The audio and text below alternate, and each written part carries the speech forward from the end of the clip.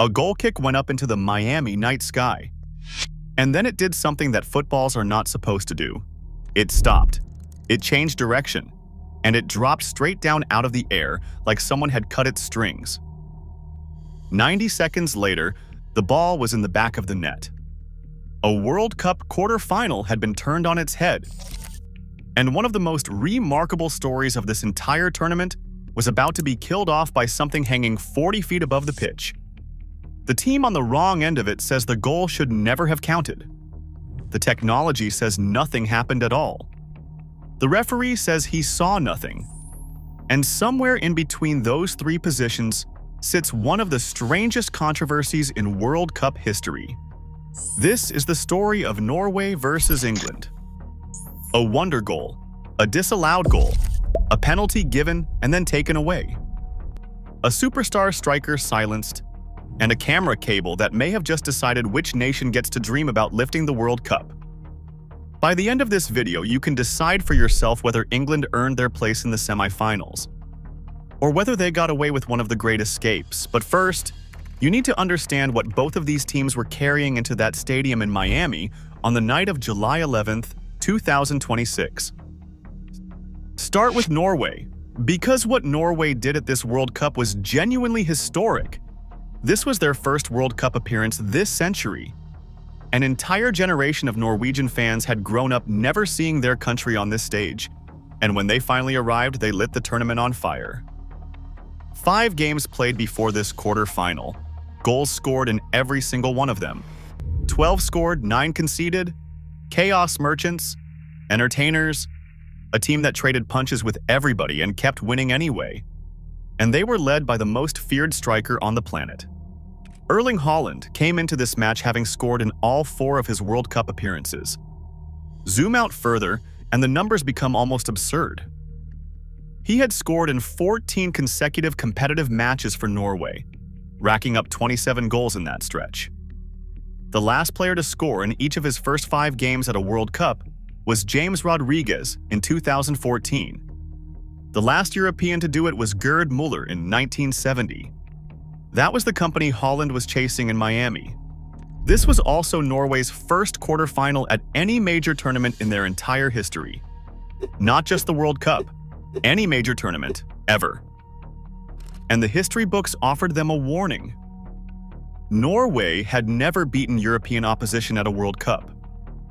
2 draws, 4 defeats. Both of their previous knockout matches against European sides ended in losses to Italy, one back in 1938 and one in 1998. To reach a semi-final, they would have to do something no Norwegian team had ever done. Now, flip to the other side. England. And a number that hangs over everything this team does. 60. 60 years since 1966. 60 years since the only major trophy in the history of the men's national team. An entire population born, raised, grown old, without ever seeing England win anything. And the recent history makes it worse, not better. A European Championship final lost on penalties to Italy in 2021. Another European Championship final lost to Spain in 2024. Twice they touched the door. Twice it slammed in their faces. Thomas Tuchel's side arrived in Miami off the back of a heart attack of a match in the previous round. A 3-2 win over Mexico at the Azteca that featured a red card for Jarell Quansah and 2 goals from Jude Bellingham. England had survived rather than dominated, and now they faced the tournament's great overachievers at a stage where they had historically been dreadful. This was England's 11th World Cup quarter-final, more than any nation except Brazil and Germany, yet they had progressed from just 3 of the previous 10, conceding 2 or more goals in 7 of those ties. The quarter-final is where English dreams traditionally go to die. So that was the collision. A nation that had waited 60 years against a nation that had waited its entire modern history. And it played out in brutal conditions. Kickoff came with a heat index topping 100 degrees Fahrenheit. The kind of heat that doesn't just tire players out, it changes matches. Remember that, because it becomes very important later. Tuchel made 2 changes from the Mexico match. John Stones came into the back line for the suspended Quansah, who was serving his ban for that red card. And Noni Madueke replaced his Arsenal teammate Bukayo Saka on the right wing. England lined up in a 4-2-3-1, Jordan Pickford in goal. Ezri Konsa, Stones, Mark Guehi, and Nico O'Reilly across the back. Elliot Anderson and Declan Rice as the double pivot. Madueke, Bellingham, and Anthony Gordon behind the captain, Harry Kane, who came into the game with 6 goals at this tournament already. Only twice before had an England player scored 6 at a major tournament. Gary Lineker at the 1986 World Cup, and Kane himself in 2018. Ståle Solbakken sent Norway out in a 4-3-3. Ørjan Nyland in goal behind a back four of Julian Ryerson, Torbjørn Hegem, Christopher Ayer, and David Muller-Wolf. Patrick Berg and Sander Berge anchoring the midfield. And up front, the firepower that had terrorized this tournament. Andreas Schjelderup and Alexander Sørloth, flanking Haaland. And England's game plan was an open secret. Tuchel had built it with intelligence gathered from the men who know Haaland best, his Manchester City teammates. Players who train against him every day, who had faced him at club level, all fed into one simple, ruthless idea. Do not let Haaland touch the ball. Don't try to outmuscle him. Don't try to win duels against him. Just starve him. Cut the supply lines at the source and make somebody else beat you. For long stretches, it worked. But football has a way of punishing you through the man you weren't watching. England actually started the brighter of the two sides, controlling possession and probing without truly threatening. And then, in the 36th minute, Norway landed the first punch. And what a punch it was. Andreas Schjelderup picked the ball up on the left, working an angle that most players would consider impossible. The kind of angle where the smart play is a cross or a cutback. Schjelderup didn't want the smart play. He wanted the spectacular one. He unleashed a strike from that ridiculous position that flew past Pickford, kissed the inside of the post, and buried itself in the net. Pickford had no chance. Nobody had a chance. It was one of the goals of the tournament, and it put Norway 1 goal away from the greatest result in their history. And here is where the match could have been killed off entirely. Because before halftime, Norway carved England open on the counter. A 2-on-1 break. Sørloth carrying the ball with Haaland absolutely free alongside him, screaming for the pass. One square ball and the most lethal finisher in world football taps Norway into a 2-goal lead. The pass never came. Sørloth kept it, the chance evaporated, and Haaland's arms went up in disbelief. In a match decided by the finest of margins, that moment will haunt Norway for years because of what happened next. First half stoppage time. Norway leading 1-0 and defending their advantage comfortably.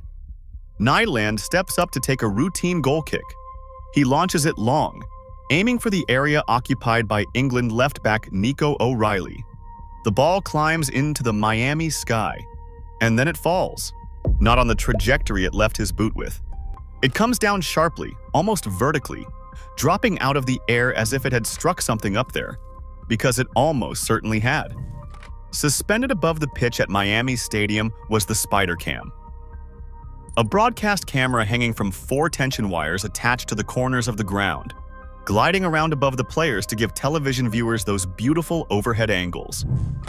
The replays showed Nyland's goal kick passing right where the cable hung, and the ball's behavior told its own story. Footballs do not stop mid-flight and fall straight down on their own. The ball dropped perfectly into the stride of Elliot Anderson. Anderson drove forward down England's left. He found Anthony Gordon. Gordon slipped a right-footed ball inside to Jude Bellingham. And Bellingham did what Bellingham does. He took the pass brilliantly, beat Torbjørn Hegem, worked his space inside the box, and fired low into the bottom corner, from a Norway goal kick to an England goal in a matter of seconds. 1-1 at the break. The Norway bench erupted. Solbakken and his staff surrounded the 4th official in fury, protesting to French referee Clement Turpin. Several Norway players swarmed the referee on the pitch. A member of the coaching staff was seen pointing up at the spider cam as a raging Solbakken left the field at halftime, seeking out Turpin to make his case in person. And here is why they were so angry. According to the laws of the game, if the ball strikes an object over the field of play, that counts as outside interference. The referee is supposed to stop the game and restart with a dropped ball. And according to rules analyst and former referee Mark Clattenburg, that kind of incident is reviewable by VAR if it leads directly to a goal. Which this did. The mechanisms existed to fix it. Neither was used. Why not? This is where it gets strange. FIFA sources claim that the VAR team did not believe the ball actually struck the spider cam. The match balls at this tournament carry a sensor chip so sensitive that it can detect the faintest touch. That chip registered no contact. The snickometer-style technology, the same concept cricket uses to detect the tiniest edges, showed nothing. According to the machines, the ball hit nothing at all. It just decided, on its own, to fall out of the sky. Solbakken was having none of it. Speaking after the match, he said the ball fell straight down from the sky and changed direction. When told the chip registered no movement, he asked what he could possibly say against that, but insisted everybody at the stadium believed it hit the wire, including his goalkeeper and the player waiting to receive the pass. He called it a strange thing, and in a line that will follow this match forever, he wondered aloud whether the spider cam would be credited with the assist. Even Turpin, by Solbakken's account, told him at halftime that he simply hadn't seen anything. Thomas Tuchel, to his credit, didn't pretend the question was ridiculous. He pointed to the chip in the ball and noted that the technology can detect if a hair touches it, so the officials should be able to say definitively whether contact happened. And Tuchel knew exactly what he was referencing, because this exact technology had already produced heartbreak at this tournament. In the round of 32, Croatia thought they had equalized against Portugal deep into stoppage time through Josko Gvardiol. The celebrations were cut short when the chip detected that Igor Matanovic had made the slightest of touches while in an offside position during the build-up. The machine giveth and the machine taketh away. Against Croatia, the chip detected a touch nobody could see. Against Norway, it detected nothing when everybody could see something. Both times, the technology's verdict stood. Both times, a team went home wondering. So Norway went into the second half level when they believed they should have been leading. And within 10 minutes, the football gods twisted the knife again. 55th minute. Norway win a corner. The delivery comes in and Torbjorn Heggem rises to head it home. Miami Stadium's Norwegian section explodes. 2-1 Norway, the dream alive again. Except it wasn't. Because VAR was already looking at something that happened before the corner was even taken. Erling Haaland, jostling for position, had shoved Elliot Anderson in the chest moments before the kick. And this is where a brand new rule entered World Cup folklore. Under fresh IFAB regulations introduced for this tournament, a foul committed just before a corner is taken can now be punished. Turpin went to the monitor, reviewed the push, chalked off the goal, and ordered the corner retaken. Norway's second goal of the night, wiped out. Clattenburg backed the decision, saying Haaland clearly pushed Anderson and that under the new regulations, a foul in that moment must be penalized. Norway saw it differently. Sander Berge summed up their frustration afterward, saying, "It is an advantage to be as big and physically strong as Haaland, but you get punished if you hold a player." The implication was clear. Haaland gets grabbed, wrestled, and leaned on in every penalty box he enters, and rarely gets those calls. The one-time contact goes the other way. The full weight of a new rule comes crashing down on him. 2 goals, 2 interventions, one team on the wrong side of both. You could feel the sense of injustice radiating off the Norway bench, but to their enormous credit, they didn't fold. If anything, they got better. Around the 78th minute, Norway were the more dangerous side, going close on at least 2 occasions and forcing England deeper and deeper. Solbakken rolled the dice, sending on Antonio Nusa and Oscar Bob for Schjelderup and Sørloth, adding fresh legs and fresh chaos. Tuchel had already made his own big calls. At halftime, he sent on Saka and Eberechi Eze for Madueke and Declan Rice. Think about that for a moment. Taking off Declan Rice, one of the best holding midfielders in world football, at halftime of a World Cup quarterfinal. It was a statement that England intended to win this match with the ball, not without it. Saka immediately threatened down the right, whipping one cross just past the far post and later beating his man to deliver a low ball that Norway scrambled clear. 90 minutes couldn't separate them. 7 minutes of stoppage time came and went. 1-1. Extra time in the Miami furnace, with a heat index still north of 100 degrees and a place in the semifinals hanging on whichever team had one more moment left in its legs. England needed less than 3 minutes to find it. Morgan Rogers, on as a late substitute, let fly from long range. It was a testing strike, but the kind a goalkeeper at this level deals with cleanly 99 times out of 100. This was the 100th. Nyland couldn't gather it.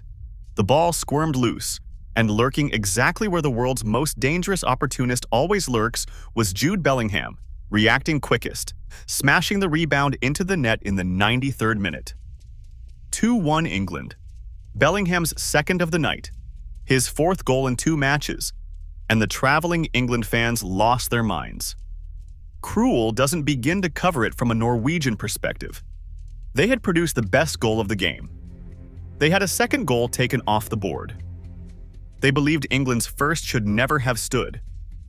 And now the killer blow came not from brilliance, but from their own goalkeeper's only real mistake of the night. And the controversy still wasn't finished. Minutes after the goal, Jed Spence made a driving run into the Norway penalty area, where he appeared to be caught from behind by Oscar Bob. Turpin pointed straight to the spot. A penalty, a chance for England to bury the game. But VAR called Turpin over one more time, and after reviewing the footage, the referee decided there was no foul worthy of a penalty and overturned his own decision. For the third time in one match, a major decision had been ripped up and rewritten by the video officials. This time, at least, the reversal went Norway's way. It kept them alive. It kept the game on a knife edge. And what a final act it was. Mark Guehi threw his body in the way of a Nusa shot with a block that was worth as much as any goal. Patrick Berg fired over on either side of the extra time interval. Norway threw everything forward, and Bob spurned a promising opening that could have changed everything. Then, in the 106th minute, came the moment that told you the Norwegian dream was dying. Erling Haaland walked off the pitch, replaced by Jorgen Strand Larsen, the most feared striker in the world, removed from a World Cup quarter-final with the game still in the balance. Solbakken explained afterward that it wasn't a tough decision, because Haaland was finished, and admitted he maybe should have made the change 10 minutes earlier. The striker had taken a dead leg in the second half, and combined with the crushing fatigue of the Miami heat, he simply had nothing left. Haaland himself acknowledged that his energy was completely gone. And the numbers back up how completely England's plan had strangled him. 2 shot attempts all night, 1 on target. After that first half, he was barely in the game. The man who had scored in 14 straight internationals, who had terrorized every defense at this World Cup, was reduced to a spectator by a backline that refused to let the ball reach him. When your entire tactical identity is built around one unstoppable force, and the opponent finds a way to unplug him, you need the others to win it. On this night, they came agonizingly close. But close doesn't get you to a semi-final. England should have put the game to bed. In the 110th minute, Saka reacted first to a loose ball in the box and arrowed a shot toward the bottom corner, only for Nyland to produce a stunning save. Moments later, the goalkeeper denied Spence too, a superb double stop that atoned for the earlier spill and kept Norway breathing. Tuchel then took off Bellingham, the man with both England goals, and sent on the towering defender Dan Burn to see out the finish. Kristoffer Ajer went into the book as Norway pressed with increasing desperation, and one final surge in the dying seconds came to nothing. The whistle blew. Norway 1, England 2 after extra time. At the final whistle, 2 former Borussia Dortmund teammates found each other on the pitch. Haaland and Bellingham shared an embrace, one heading home, one heading to a semi-final. Haaland stayed out there for several minutes afterward, saluting the Norwegian supporters who had followed this team through the greatest World Cup run in their history before making the long, slow walk to the locker room one final time. So let's step back and analyze what actually happened in this match.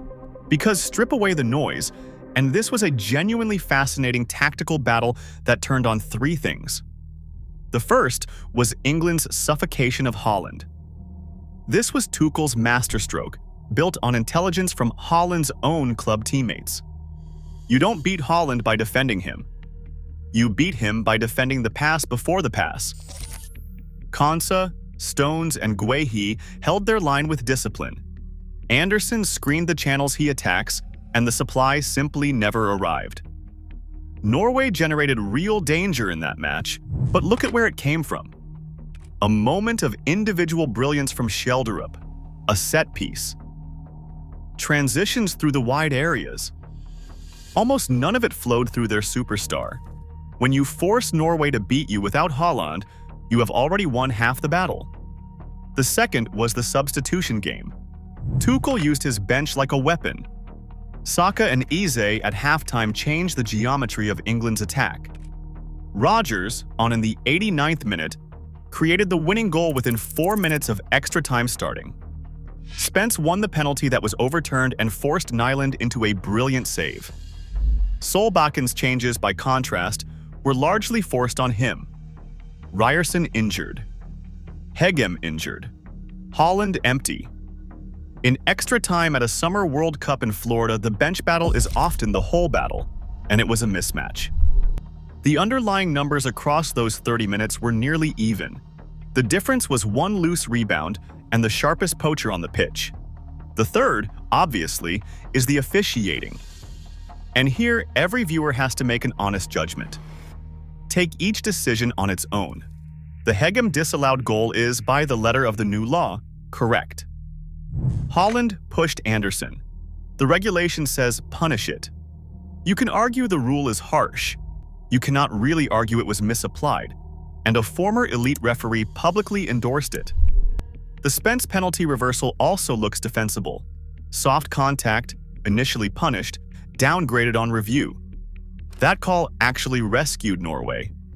But the spider cam, that one will not go away. Because the evidence of your own eyes and the evidence of the technology point in opposite directions. Everyone watching that goal kick saw a ball behave in a way that footballs do not behave. The goalkeeper who struck it believed it hit the wire. The Norway bench believed it. Neutral analysts believed it. Against all of that stands a sensor chip that registered nothing from the same system that detected an invisible fingertip touch to break Croatian hearts 2 rounds earlier. Either the technology failed at the worst possible moment, or every eyeball in Miami was wrong. Neither answer is comfortable. And the deepest irony is that the tournament's obsession with perfect machine-verified truth produced a moment where nobody can agree on what the truth even was. Would Norway have won without that goal? Nobody can say.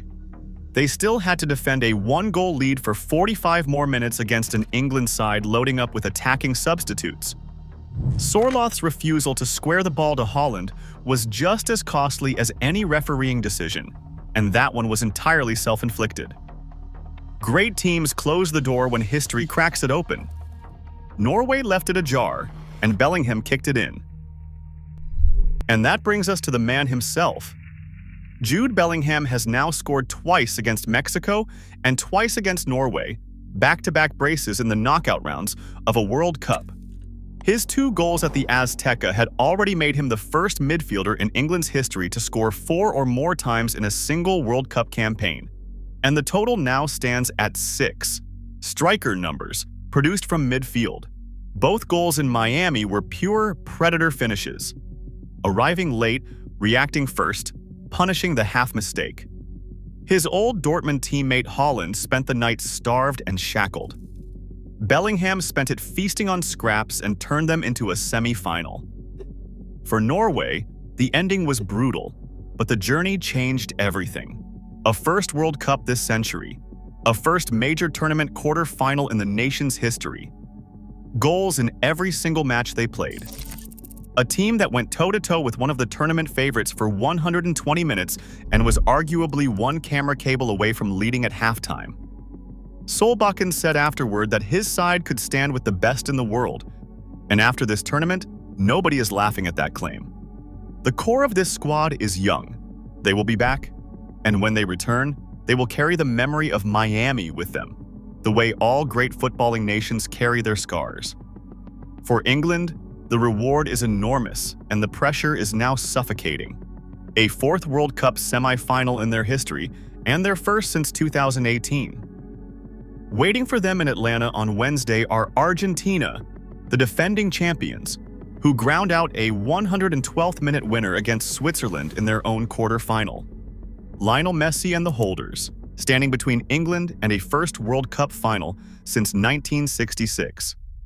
60 years of hurt, 60 years of penalty heartbreaks and quarter-final exits, and golden generations that turned to rust, and now this team stands 2 wins from ending all of it.